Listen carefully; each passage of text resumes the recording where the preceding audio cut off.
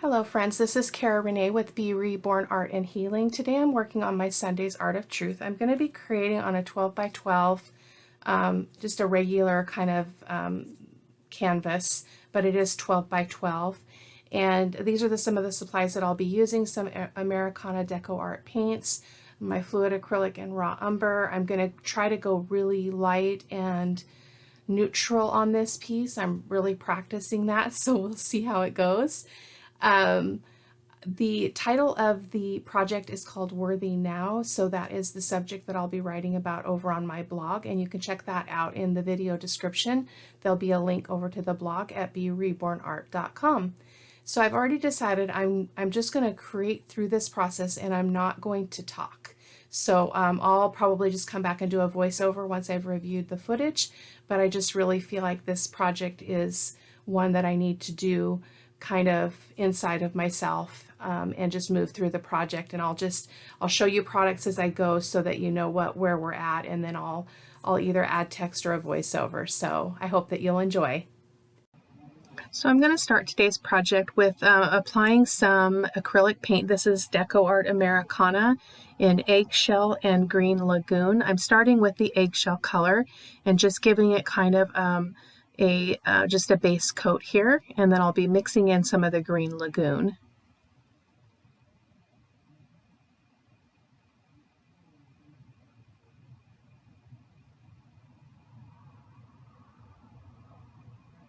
I wanted this to look really kind of scratchy and uneven. I didn't really want it to be flat and without character. So you're going to see me kind of messing around with the surface a little bit, bringing in some other tools as I move along.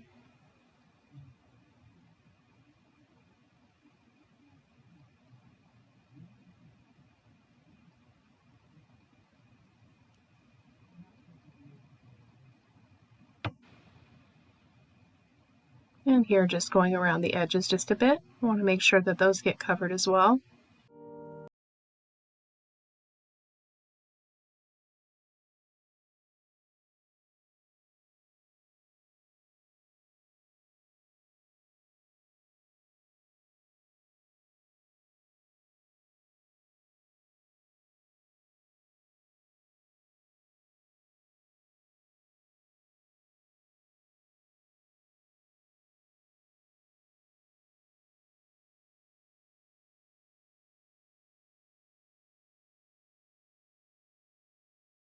I do apologize for the focus from time to time. When my hand or something else isn't in view, it wants to blur, and so go out of focus. So I do apologize for that. There I was just holding up that butterfly to match the color. This color of this blue, it looks really blue on screen, but it's actually quite teal, a tealish kind of green, more on the blue side. But it turned out really nice, and it actually matched the butterfly, which was what I was kind of going for.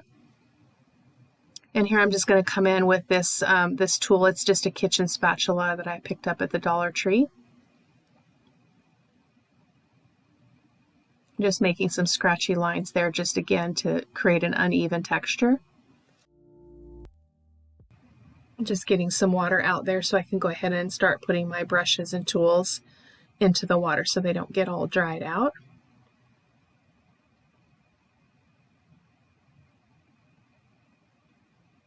I'm going to go ahead and dry this really quick so that we can move on to the next layer.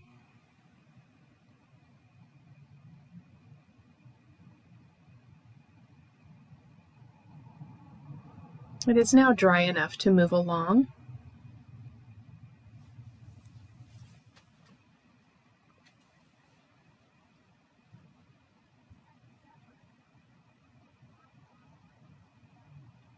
So the next thing I'm going to do is go ahead and apply some gesso. So I'm just going to put some out here on my mat and use my long palette knife to kind of scrape it on this surface. And because of the way that I put that paint on, you will see here that the gesso is catching on the edges of that paint, as well as the it's just the nature of the palette knife that you kind of can get this skipping kind of look. And the longer the palette knife, the looser the stroke is. So this worked out really, really well. I was really pleased with it. I felt like I needed to push that, not push back the color, but bring out white, because I really wanted this to be really fresh and light, and white was something that I was really going for. It didn't really end up having stark white in the final product, but it did end up being very light, which was really exciting for me. So if you've seen much of my work, you'll know that I tend to go dark, and I really have a hard time reining that in. So I'm working on that. Apologize for that outside noise. It's the evening, and we got loud cars on our road. TV's going in the living room as my husband's watching some television. So, and here's just a close-up of that. And so there you can see the texture created just by the brush strokes and then the gesso. So now I'm going to come in with my Vintage Photo Archival ink, and I'm going to do some background stamping. I'll try to link all of the products. I'm just not real sure where I got this stamp. Any stitch stamp, any script stamp will do. Just use what you have. It's just the idea is just to create a little bit of more visual interest, as well as bring in some of that vintage color into the background, or begin to introduce it here. So I'm just going to go around the piece until I'm satisfied. I am using Vintage Photo Archival ink because it will not reactivate with liquid or wet media, so it's my go-to ink, and I absolutely adore it. I'm using it in my junk journaling a lot as well, just because I like the permanence of it. So the next thing we're going to do is go ahead and use this. Oh, there, I took a picture of my layout because I wanted to make sure that I could refer back to it. So I just wanted you guys to see that as well. So here I'm coming in with Sean Petit's Moroccan Tile 3 stencil, and I'm going to do very little stenciling. I just needed some texture on the background to kind of be able to grab some of the other color that I'm going to bring in with my raw umber here in a little bit. So I'm just putting it here in the lower left hand corner, and then I'll be putting some over on the upper right hand corner, and then a little bit on the upper left hand corner, I believe. Again, this is a voiceover the next day, so it's always tricky for me to remember exactly what I was doing. I'm getting a little bit of an old brain, so. But I was really pleased with how it turned out. It was just enough texture to catch some of the raw umber, that darker passage of color, without going too dark or being too overwhelming. So I was really happy with it.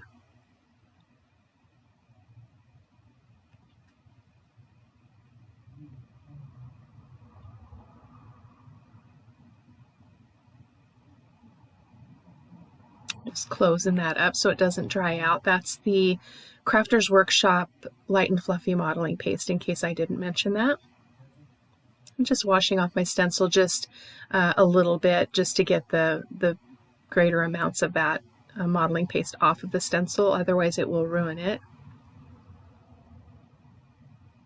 I'm going to go ahead and dry again.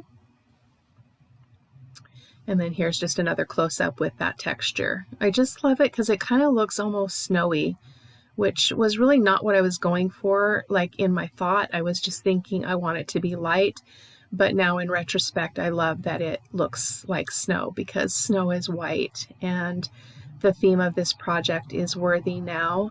And again, you can hop on over to my blog and read about the inspiration behind this piece, and hopefully it will help to kind of explain what I was doing in the video, and how I made the choices that I made.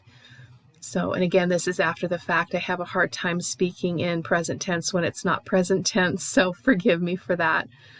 Just using some transparent raw umber to bring some color in. Again, this dark brown is going to catch in all that texture. And I am going to wipe up quite a bit of it because I don't want it to be too bold, but you'll be able to see that here in a moment.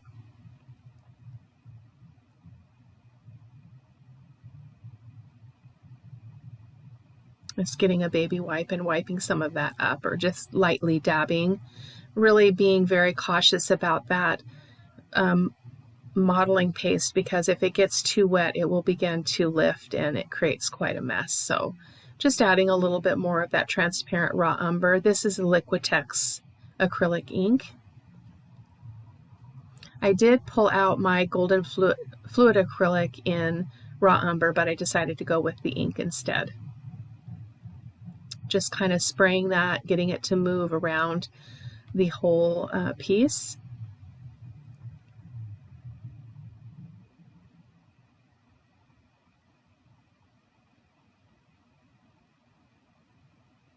I'm not too concerned about that middle section because it's all going to be covered over with the collage paper. So just wiping up my desk there and using the excess ink there to kind of just dab around, and I go all the way around the outside of the canvas here, I think next, just to kind of use up that ink as well as kind of make a little bit of a border.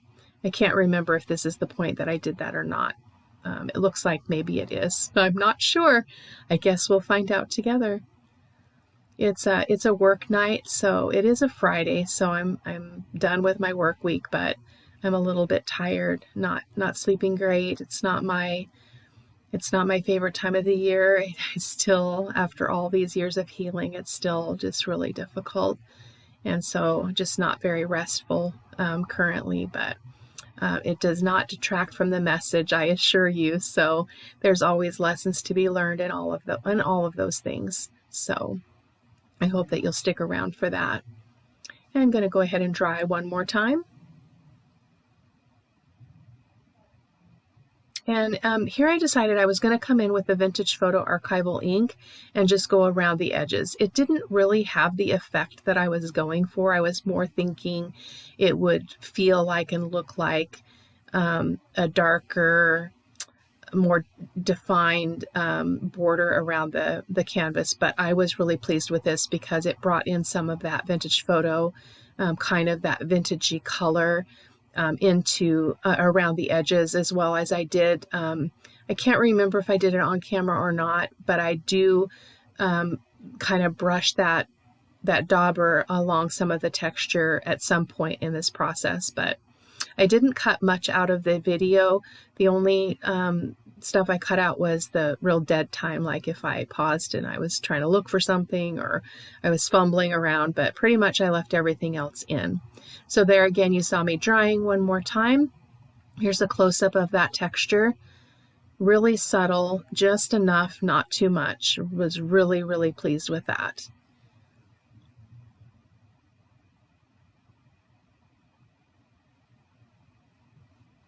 Now I'm going to use my Liquitex matte gel to adhere all of my papers.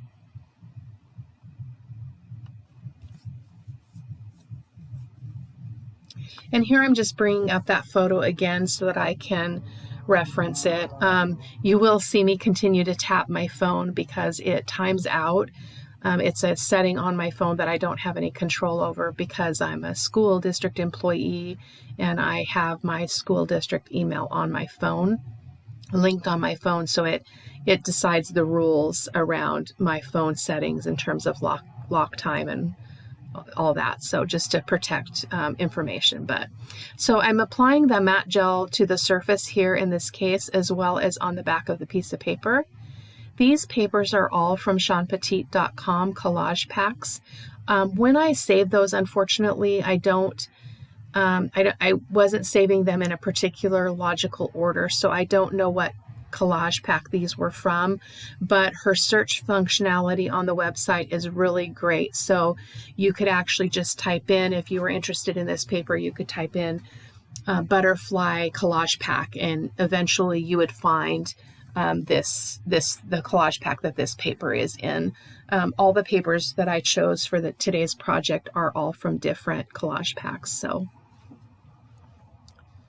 if you haven't checked her out, I would really encourage you to do so. She's got some phenomenal products and collage packs just up the wazoo, anything and everything you could possibly want. And so here I realized in looking at my picture that I wanted to bring the sheet paper into that right side. And here I'm going to hold it up and kind of let you look at it. And I took a picture of this as well because I'm going to talk about it in the in the blog post, but I call it the she paper, and I think Sean calls it the she paper as well, but it's all about strength and fight and courage and all of those things, which is really kind of at the root of what I'm writing about in terms of being worthy now. So I'll be sure to put that photo in the photos at the end of the video, or over on in the supply list over on my blog, so you can check it out and you can actually see what the whole page says.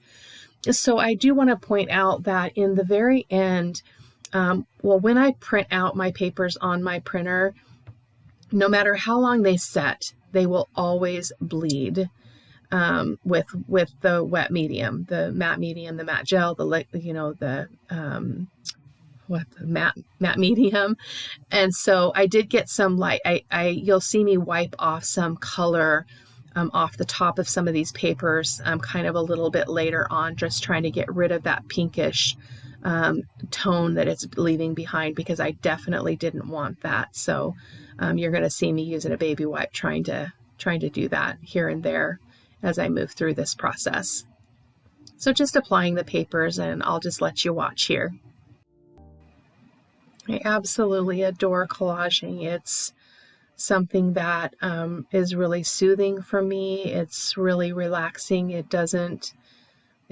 There's no rules to it, and you just kind of go with your gut or your heart, whatever your heart is saying to you about the piece that you're working on. And so I can kind of just get in a zone, which I definitely wanted to do on this piece. I wanted to be in a really quiet place as I created, which is why I didn't talk while I was actually creating the video.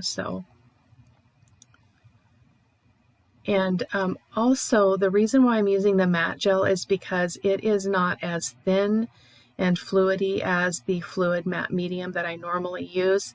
And so it's not causing wrinkles on the paper. So that's one of the major differences between those two products, the fluid matte medium and the matte gel. So just in case you were wondering why I was using the matte gel. So now I'm going to come in with the butterfly, and I'm going to glue it right there where you just saw it. But I believe here I'm pausing to put a piece of lace on. I wanted to have some textile bits on this, which is a new kind of way for me to create, especially with mixed media, but I did want to incorporate that into the piece. You will see some additions and some changes from the process video here that you see and the end product. For instance, this piece of lace I do end up taking off and putting it somewhere else, but I'll let you go ahead and watch that and then look at the photos at the end, and hopefully that will all make sense to you. But I'm going to go ahead and I'm attaching that with my Fabri-Tac there on the bottom of that postcard looking piece of paper, or it's not, I guess it's kind of a letter.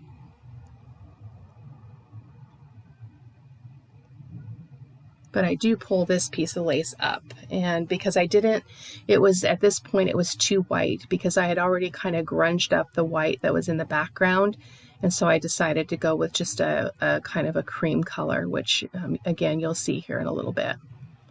I'm applying the matte gel to the back of the butterfly because there is a lot of matte gel already on the surface from the other papers as I've been brushing back and forth. So I'm just going to put that on and line it up nicely, and then put a layer of the matte gel on top as well.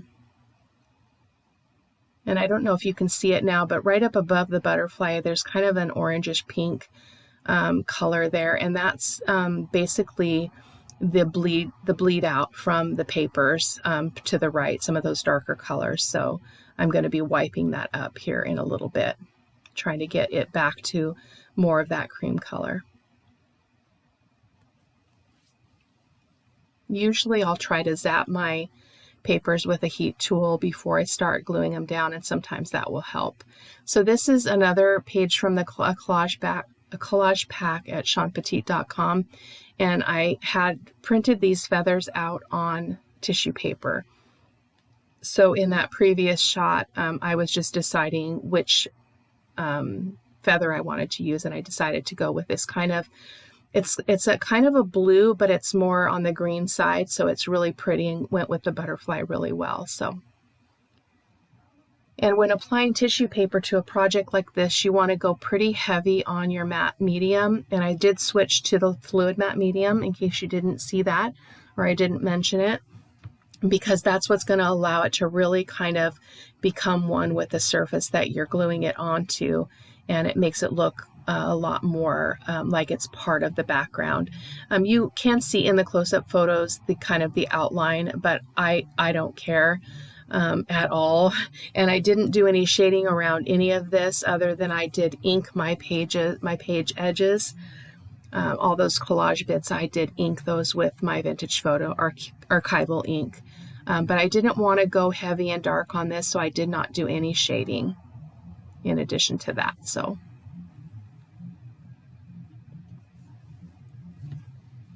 I was just wiping off the excess glue. There's a lot of matte medium on there.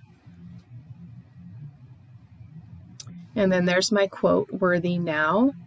And I was really debating, I really struggled with this because I hadn't thought through like where I wanted it to go until this point. So you're going to see me fuss around with that quite a bit, moving it around, changing my mind. I don't adhere it at any point until I'm completely ready. But there I was just showing you the color that was coming up off that paper. And again, that's just the ink from the darker papers that are off to the right-hand side. So I went ahead and pulled this it's a very thin piece of corrugated cardboard, and decided to go ahead and adhere my word there, my sentiment, to that directly. So without a lot of paint or anything, just inking the edges with the vintage photo archival ink again.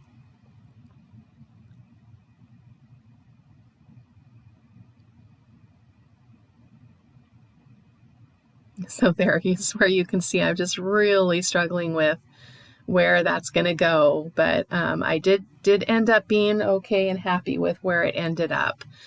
I wasn't real sure as I was moving through the project, but it turned out okay. Just doing some inking around the edge of that. Oh, and this, the sentiment I printed out on rice paper. And I use rice paper that's already printed all the time, but I've never used just white rice paper and printed on it, and it is amazing. So you'll see that here as we go along. I did go ahead and dry this with my heat tool because I've never printed on rice paper, and I wanted to make sure that that ink was nice and set before I started gluing that sentiment onto the cardboard. But I love how it turned out. I'm going pretty heavy-handed with the fluid matte medium again here, because the more matte medium you have, the better that tissue paper or rice paper piece is going to look more as though it's part of the background.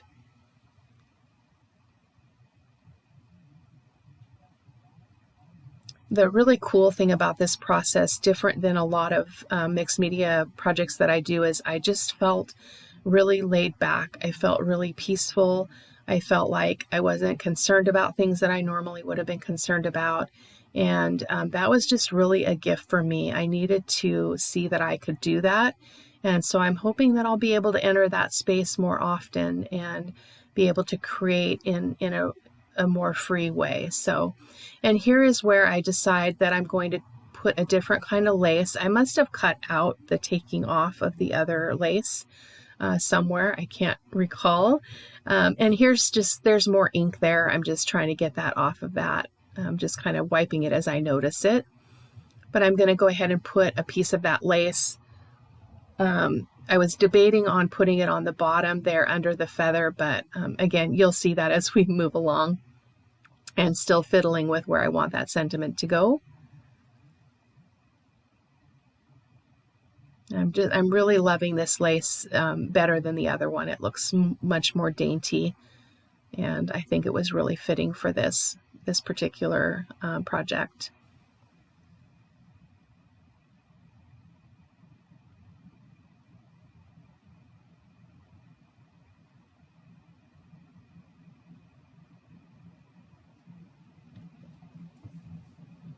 And just re-inking that again after I've got it all glued and it's nice and dried.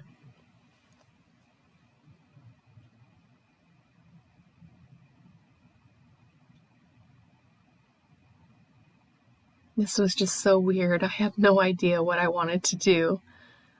Just really unusual. Sentiment is often the focal part of a project for me. So I usually think a lot about it. And in this case, I really didn't. I wasn't thinking about where I wanted it to be. It is going to land right here though. And then I'm going to put that other piece of lace underneath it. I'm just going to slide it in there. Get some glue on it. And I'm using Fabri-Tac. Fabri-Tac is great for adhering fabric to paper, fabric to canvas, lace, all that kind of thicker textile kinds of items. Fabri-Tac is great for that. So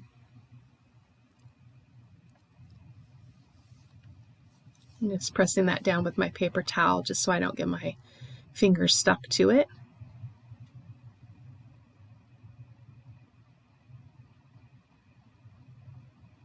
And this is where I'm just kind of debating on, hey, where do I want that other piece of lace? Trying to really balance it out on the piece. And when I was done with the project, or thought I was done, and I was off camera, I did add another piece of lace, which you'll be able to see in the photos at the end. But I added a long piece of this same lace along the top of that butterfly page that's at the very top of the canvas. So, but you'll see that here in a bit at the end.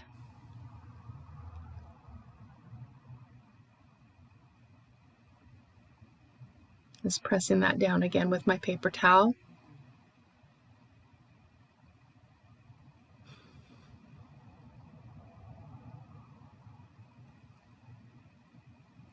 And here I'm just getting out a variety of buttons. This isn't all of my buttons, it's just some of the ones that have been speaking to me lately that I really have enjoyed. Some antique buttons, and some of them are store-bought, but I'm just kind of deciding on which one I'd like to have be there. Kind of on the corner there.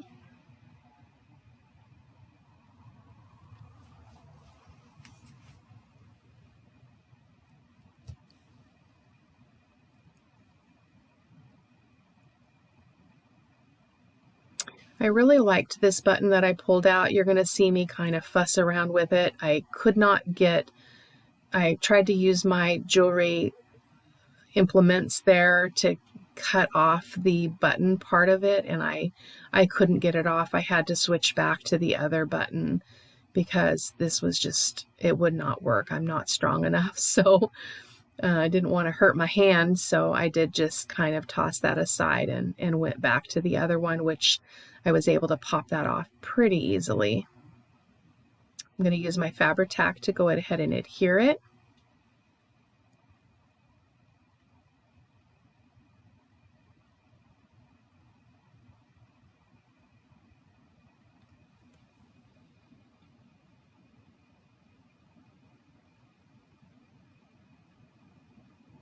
It was a little bit tricky because it still had a little bit of a knot of plastic that made the button sit unevenly, but I applied quite a bit of glue, and there I'm just trying to get the excess off that's around the button so that it's doesn't look like those ugly glue boogers that I don't like. So just doing my best to get them off.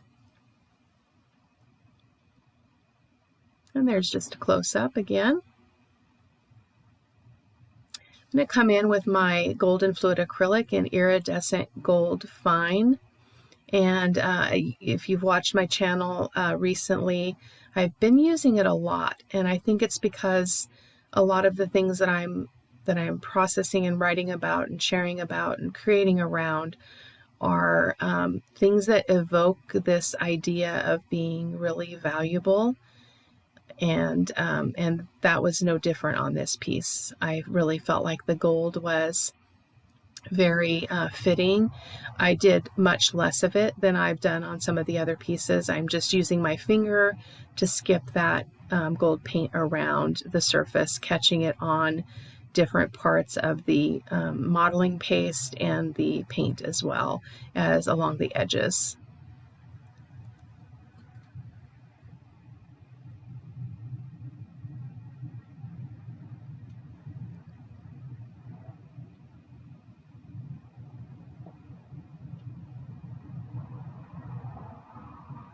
And additionally, just while I continue to work here, this piece will actually be a giveaway. If you've been following me for any length of time, especially recently, I am giving away a lot of my art. I have no reason to keep it. I have no desire to sell it. And so if you're interested in it, just leave me a comment either under the video or over on my blog. So I hope that you'll head on over to B.Rebornart.com and check out the inspiration. What you saw me doing there was I came in with some Soho soft pastel in a light brown. Sorry, forgot to mention that. Thanks. Bye-bye.